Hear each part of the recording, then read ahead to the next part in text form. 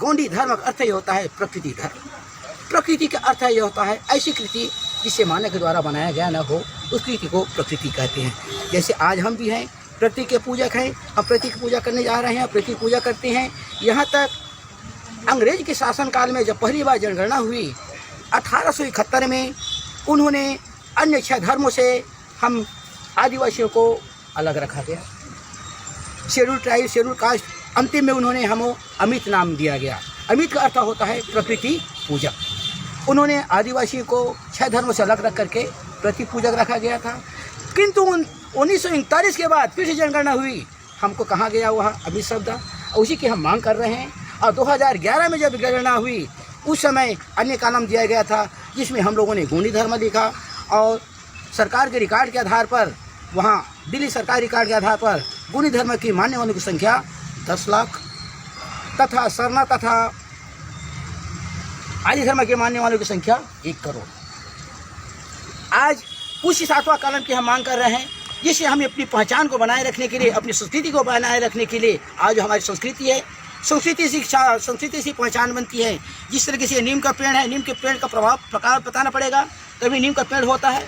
सभी की अपनी, हमारा किसी जाति, धर्म या किसी व्यक्ति से कोई विरोध नहीं है। हम अपनी व्यवस्था की बात कर रहे हैं कि हमको 7वां को दिया जाए। हमारा रीति नीति, परंपरा, रूढ़ी अन्य 6 धर्मों से, आप हिंदू धर्म क्या कहते हैं, अन्य सब 6 धर्मों से भी हमारा अलग है। इसीलिए हम आदिवासी धर्म कोड 7वां कलम की मांग कर रहे हैं। सरकार से हमारा निवेदन है, आदिवासी कोड देना होगा, देना होगा। आदिवासी कोड देना होगा, देना होगा। अधिकार हमारे जीने के, लड़के लेंगे सीने पे। अधिकार हमारे जीने के, लड़के लेंगे सीने पे। और 3 नवंबर को कहाँ, छिंदवाड़ा में, जिसमें करमदार महापूजा राष्ट्रीय स्तर पर हुआ। छत्तीसगढ़ से भी गए, महाराष्ट्र से भी आए थे और उड़ीसा से भी पहुँचे थे।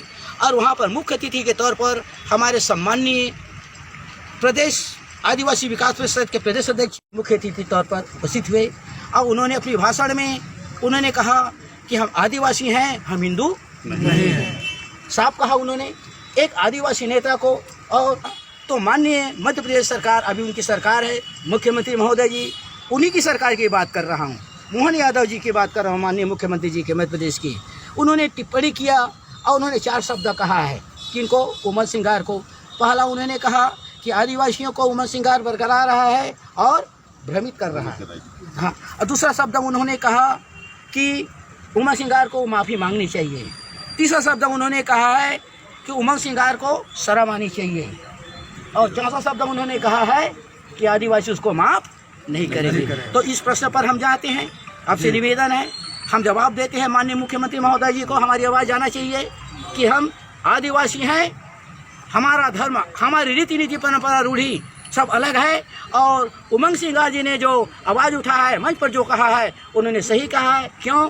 संवैधानिक अधिकार के तहत 5वीं अनुसूची 15वीं अनुच्छेद के तहत उन्होंने स्पष्ट कहा है कि हम आदिवासी हैं, हम हिंदू नहीं हैं। उन्होंने जो कहा है वो सही कहा है।